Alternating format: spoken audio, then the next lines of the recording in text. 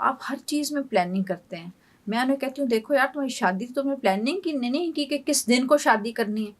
تم کہتے کسی دن بھی اللہ کی مرضی میں شادی ہو جائے گی. ایگزیکٹلی. پھر آپ نے اتنی محنت کی, کپڑے بنائے, آپ نے یہ کیا, ولیمے کی ڈیٹ رکھی, تو why not, this is so important for your future کہ آپ یہ ڈیسائیڈ کر لیں کہ ہم نے بچہ کب پیدا کرنا ہے, نمبر 1, اور کتنے بچے پیدا کرنے ہیں. Very nice. ڈاکٹر صاحبہ بڑی امپورٹنٹ بات ابھی آپ نے پوائنٹ آؤٹ کی کہ آپ شادی کی ڈیٹ تو ڈیسائیڈ کر سکتے ہیں, تو یہ کیوں نہیں ڈیسائیڈ کر سکتے کہ آپ نے بچہ کب پیدا کرنا ہے. اسی سوال کو آگے لے کے جانا چاہوں گی کہ آپ کے خیال میں ایک نیولی ویڈ کپل جو ہوتا ہے, آپ اس کو کیا ایجوکیٹ کریں گی کہ when they should start thinking of کہ ریلیشن شپ بھی بلڈ ہو جائے اور ایک ریپروڈکٹیو ہیلتھ جو ہے وہ بھی مینٹین ہو رہی ہے, اور اس کے ساتھ ساتھ جو ہے بچے والی پلاننگ جو ہے وہ بھی چل رہی ہے, تو وہ کیا ہو سکتی ہے. ایک تو مجھے آپ سے اس کے بارے میں تھوڑا سا جاننا ہے, اور اس کے ساتھ ساتھ اگلی چیز جو ہے, کیا اس میں آپ یہ سمجھتی ہیں کہ کیا صرف آدمی کا ڈیسیژن ہونا چاہیے دیٹ دے وانٹ اے کڈ اور ناٹ, اور فیمیل کو بھی آن بورڈ لینے کی ضرورت ہے, اور اگر فیمیل کو آن بورڈ لیں گے تو لیں گے کیسے؟ اچھا, اس کے اندر میں I very clear about that. ایک بات تو یہ کہ ہمارے پاس زیادہ تر شادیاں کیا ہیں, ارینج میرجز ہیں. اب بہت ساری ارینج نہیں بھی ہیں, مطلب اب آپ دیکھیں نیو جنریشن دے اور پارشلی ارینج پارشلی پسند کی شادیاں ہیں, یا لو میرجز بھی جن کو آپ کہتے ہیں. وہ پہلے تو لو ہوتی, بعد میں میرج رہ جاتی ہے, اور میرج بھی پھر بعد میں میرج نہیں رہ جاتی. اینی ویز, سو جو آپ کی ارینج میرجز ہیں جس میں you are strangers, you don't know each other, give some time to each other, تاکہ آپ کو پتہ چلے آپ کی مینٹل انڈرسٹینڈنگ ہے, کین یو گو along. تو منیمم 6 months تو آپ ضرور اس کو دیں. ٹھیک ہے. اور after that you can like if you think that both of you are compatible with each other. آپ دیکھیں ڈائیورس ریٹ کتنا زیادہ ہو گیا, بہت زیادہ. اس میں کون سفر کرتا ہے؟ بچہ. آپ نے بچہ بنا لیا, بچہ فٹ بال بنا ہوتا ہے. سو 6 months تو منیمم آپ دیں, پھر آپ ڈیسائیڈ کریں. اور سیکنڈ آپ کا کویشچن کہ ڈیسیژن کس کا ہونا چاہیے, کپل کا ڈیسیژن ہونا چاہیے. Both husband and wife should decide. اور پھر تیسری بات یہ ہے کہ بہت سارے کپلز میں لڑکیاں لڑکے دونوں جاب کر رہے ہیں. ایک دو تین ہے نا جس کے اندر آپ کی ایک ہاؤس وائف ہے, اس کی probably she has the only interest کہ جی میرا بچہ ہو جائے, میں اس میں بزی ہو جاؤں. لیکن ایون دین سیٹل ہوتے ہوتے 6 مہینے سے 1 سال آپ کو ضرور چاہیے ہوتا ہے. یعنی کم سے کم آپ 1 سال تک جو ہے ایک دوسرے کے ساتھ انڈرسٹینڈنگ والا ٹائم گزاریں, اینڈ دین جو ہے وہ آپ بچہ جو پلان کریں تو پھر دونوں ہی ایگریمنٹ کے ساتھ جو ہے وہ پلان کریں. لیکن ڈاکٹر صاحبہ ہمارا فیملی پریشر جو ہے, مطلب جیسے آپ نے خود بھی بہت سارے ایسے پیشنٹس دیکھے ہوں گے, کلائنٹس جو آتے ہیں کلینک کے اوپر, میں بھی دیکھتی ہوں کہ مطلب وہ جو فیملی پریشر ہمارے اوپر آتا ہے نا رائٹ آفٹر میرج کہ بچہ ہو جانا چاہیے, اس کے اوپر آپ جو ہے وہ کس کو یہ رسپانسبلٹی دیں گی, مطلب ہسبینڈ کو یا وائف کو, کہ they should manage this stress کہ اچھا آپ نے جواب کس طرح سے دینا ہے یا آپ نے کیا چیزیں کرنی ہیں, تو اس کے اوپر کیا آپ کا گائیڈنس ہوگی لوگوں کے لیے؟ دیکھیں دو اس میں سینیریوز ہوتے ہیں. ایک تو ہوتا یہ کہ دا ویری کانسیپٹ کہ جی شادی بچہ ہو جائے گا تو ریلیشن شپ اسٹرانگ ہو جائے گا. ایسا ہوتا ہے جو کہ میرا نہیں خیال, بچہ سفر زیادہ کرتا ہے, وہ شاید نہ کریں. اگر اسٹرانگ ہونا ہوتا ہے تو بچے کے بغیر بھی ہو جاتا ہے. دوسری بات آپ نے کہی کہ کون who has to manage, husband has to manage. Because آپ جب وائف کے اوپر یہ رسپانسبلٹی ڈال دیتے تو wife can not, because she is a stranger in the family. اور پریشر ہوتا ہے آپ کا ان لاس کی طرف سے, بچہ ہو جائے بچہ ہو جائے, and then they think that probably something is wrong with the girl. مطلب ہمارے پاس ایسے پیشنٹس آتے ہیں جس میں لڑکی بالکل پرفیکٹلی ٹھیک ہے, ہسبینڈ کا ایشو چل رہا ہے, لیکن فیملی اس کو اکنالج نہیں کرے گی. تو اس لیے بہتر یہ ہے ان آر سوسائٹی, ہم نے اپنی سوسائٹی کے کانٹیکسٹ میں بات کرنی ہے. Husband should, the boy should take the lead, اور boy should face the family. Okay, مطلب اس کو ہی پرپیئر کرنا جو ہے وہ ضروری ہے کہ وہ ہی فیس کریں, وہی جو ہے وہ جواب دے رہے ہوں.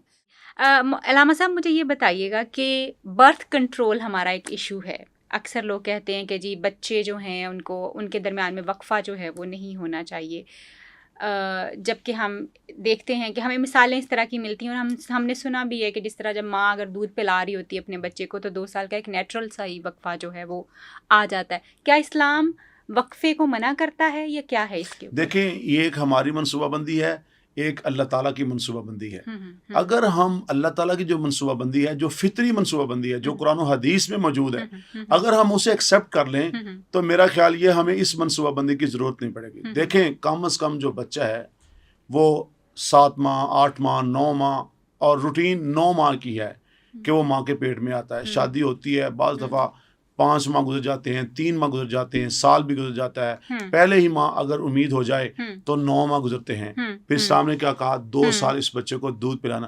اچھا جب 3-4 سال کا وقفہ آ جائے گا، سپیس ہو جائے گی، تو اس سے کیا ہوگا کہ وقفہ تو وہ آ گیا ہے. اب ہوتا کیا ہے بعد میں ہمارے ہاں کیا ہوتا ہے، بعض دفعہ بچے کی ولادت ہوئی، سال پورا نہیں ہوا، دوسرا بچے کی ولادت ہوئی، تیسرے اس کے لیے بہت ساری بیماریاں بھی ہوتی ہیں اور اسلام نے اس کی حوصلہ شکنی کی ہے. آپ حق تلفی کر رہے ہیں. ایک بیٹا آپ کا جو بچہ ہے یا بچی ہے، جب دوسرا بیٹا پیچھے آ جائے گا تو پھر ماں کا دودھ تو ختم ہو جائے گا. یہ جو بچہ آپ کے پاس ہے یہ دودھ کیسے پیے گا؟ اس کی نشو و نما کیسے ہوگی؟ یہ بچہ صحت کیسے پکڑے گا؟ یعنی سپیس جو ہے دو بچوں کے درمیان بہت زیادہ ضروری ہے. سپیس ہونی چاہیے. اس سے کیا ہوگا؟ دیکھیں اس سے آج میری بہنیں بیٹیاں جو صحتیں ان کی دیکھیں وہ صحتیں کیسی ہیں. پہلے کیا ہوتا تھا، اگر کسی عورت کے ہاں بچہ پیدا ہوتا تھا، پیدائش بچہ جنتی تھی، تو اس کے بعد کہتے اس کو دیسی گھی کھلاؤ، اس کو یہ چنے بنا کے کھلاؤ، اس کو وہ کھلاؤ. یعنی پہلے جو وہ پیریڈ سے گزرے وہ اس وقت بھی بڑی طاقتور چیزیں کھاتی تھی، بعد میں بھی وہ سال کھاتی تھی، پھل کھاتی تھی، بہت ساری چیزیں. سیدہ مریم سلام اللہ علیہا کا دیکھ لیں کہ عیسیٰ علیہ السلام جب پیدا ہوتے ہیں تو کیسے وہ تر و تازہ کھجوریں آ رہی ہیں، کھجوریں کھا رہی ہیں. کیا مطلب؟ ایک طاقت، ایک صحت. جب عورت میں طاقت اور صحت نہیں ہوگی تو آپ اس سے کیسے امید کر سکتے ہیں بچے کی؟ آپ اس سے کیسے امید کرتے ہیں سیکس کی؟ ایسا نہیں ہو سکتا. سیکس کے لیے جو چیزیں آپ کھا رہے ہیں اپنی خاتون کو وہی کھلائیں، جو اپنے لیے آپ بہتری سمجھتے ہیں اپنی سکون اور راحت کے لیے اس کو پہنچائیں. اور جو بچوں کا وقفہ ہے یہ تو لازمی ہے، اس لیے کہ پہلے جو بچہ ہے آپ نے اس کو دودھ پلانا ہے، نشو و نما کرنی ہے. تو اگر وہ کریں گے تو پھر جو ہماری منصوبہ بندی ہے اس کی ضرورت نہیں پیش آتی. ٹھیک ہے. اچھا آپ نے بڑی خوبصورت بات کی علامہ صاحب کہ ایک تو بچوں کی پیدائش میں وقفہ جو ہے نیچرلی بھی اللہ تعالیٰ کی طرف سے پورا ایک سسٹم ہے اور ہونا بھی چاہیے تاکہ بچہ جو ہے اس کی نشو و نما اچھی ہو جائے، ماں باپ کی پوری توجہ ملے. اور دوسری بات بچے کی نشو و نما کے ساتھ اسی تربیت بھی ہے. بعض یہ 10 بچے پیدا کرنا نہیں ہے، بعض 2 بچے بے شک ہوں لیکن ان کی اچھی نشو و نما ہو اور ان کی اچھی تربیت ہو، ان کی تعلیم ہو.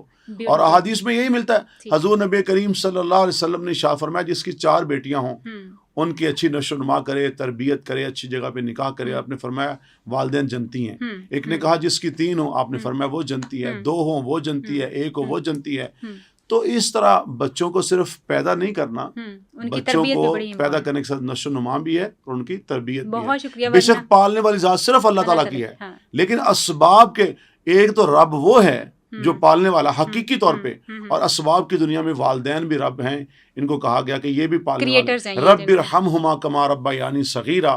تو یہ جو لفظ ہے یہ ہمیں اس بات کی طرف توجہ دیتا ہے کہ والدین کو یہ خیال کرنا چاہیے. اور میرا خیال اس کے اوپر کنونشنز ہو بھی رہے ہیں، خطبے ہو بھی رہے ہیں، لیکن مزید اپنے سوسائٹی میں، اپنے معاشرے میں اویئرنیس پیدا کرنی ہے کہ آپ ضرور بچے پیدا کیجئے لیکن سپیس رکھیے تاکہ نشو و نما لائن لگانے کی ضرورت نہیں، اور تربیت ہو سکے. نہیں آپ لائن لگائیں، آپ کو کون منع کرتا ہے، لیکن سپیس ضرور دیں، نشو و نما ضرور کریں. اچھی ہو. جی ٹھیک ہے. مجھے یاد ہے میرے پاس ایک میرے کلائنٹ آئے، آپ کی اس بات سے یاد آیا کہ اور انہوں نے بتایا میرا 10واں نمبر ہے میرے بہن بھائیوں میں. تو میرے سے بڑے بہن بھائیوں کی تو شادیاں ہوئی ہوں، جب میں پیدا ہوئی تو ان کے بچے بھی تھے تب. تو اس نے کہا کہ مجھے نہیں یاد کبھی میرے ماں باپ نے، ان کو میرا نام بھی یاد ہوگا، مجھے میرے بہن بھائیوں نے پالا. میں اپنے ماں باپ کی وہ محبت جو تھی، کیونکہ ان کے پاس تو آلریڈی اتنے بچے تھے تو ان کو مزید بچوں کی تو ضرورت نہیں تھی، محبت والی چیزیں تو نہیں تھیں. تو میں نے دیکھا ہے کہ بہت سارے بچے بیچارے جو ہیں نا وہ نگلیکٹ ہو جاتے ہیں جب آپ کے بچے بہت زیادہ ہو جاتے ہیں اور آپ ان کو صحیح توجہ نہیں دے پاتے، وہ نشو و نما نہیں ان کی ہوتی، تربیت نہیں ہو پاتی، تو بچوں کا بیچاروں کا بڑا برا حال ہو جاتا ہے سم ٹائمس ہمارے معاشرے میں جو ہے. تو آپ نے بڑی خوبصورت بات کی ہے کہ صرف بچہ پیدا کرنا جو ہے وہ مقصد نہیں ہے، اس کی تعلیم و تربیت، اس کی نشو و نما بھی ماں باپ کی ہی ذمہ داری ہے. بے شک پالنا. ہمارے معاشرے میں ایسے بد نصیب بچے ہیں، بعض ایسے بد نصیب بچے ہیں جن کی تربیت نہیں ہوتی اور قصور بنیادی طور پہ والدین کا ہوتا ہے. جب بچوں کی اچھی تربیت نہیں کرتے پھر بچے بڑے ہو کے بعض دفعہ کہہ بھی دیتے ہیں کہ آپ نے تو اپنی لذت اور راحت کے لیے سارا کچھ کیا تھا, ہمارے لیے تو کچھ نہیں کیا. یہ بچے کہہ دیتے ہیں. بالکل. اس لیے یہ جو باتیں ہوتی ہیں, دیکھیں پتہ کہ بات یہ ہے کہ یہ ایسی باتیں ہوتی ہیں جس سے ہمیں سبق لینا ہوتا ہے, سبق سیکھنا ہوتا ہے. اور اس میں ہمیں نظر آتا ہے کہ بچے کی تکلیف کا عالم دیکھیں کہ اب آپ کو وہ یہ بات کہہ رہا ہے, یعنی وہ اپنے والدین کو اس حد تک پہنچ چکا ہے کہ وہ اس کو پتہ نہیں ہے کہ یہ میرے والدین. یہ دیکھیں بات یہ ہے کہ جب میں خود بچے سے کہوں گا بیٹے جاؤ بھائی جا کہہ دو کہ میرے پاپا گھر پہ نہیں ہیں, ماما کہہ دے گی کہ بیٹے کال اٹھاؤ بتا دو کہ ماما گھر پہ نہیں ہے, بازار گئی ہوئی ہیں. اچھا وہی بچہ جس کو آپ نے جھوٹ سکھایا ہے وہ ایک وقت آئے گا جب آپ پوچھیں گے بیٹے کہاں پہ ہو, تو وہ ہوگا تو کسی کیفیٹیریا میں اور کہے گا میں کالج میں ہوں ماما, میں اکیڈمی میں ہوں. تو یہ جھوٹ بچے کو آپ نے, بچے وہ کبھی بھی نہیں کرتے جو آپ انہیں کہتے ہیں, بچے وہی کرتے ہیں جو آپ سے وہ سیکھتے ہیں, جو آپ کرتے ہیں. صحیح, گفتار نہیں, بیس بنیاد کردار ہوتا ہے. صحیح, ویری ویری بیوٹیفل جی. آپ نے بڑے اچھے اچھے پوائنٹس جو ہیں وہ آج ہمیں سکھا دیے ہیں.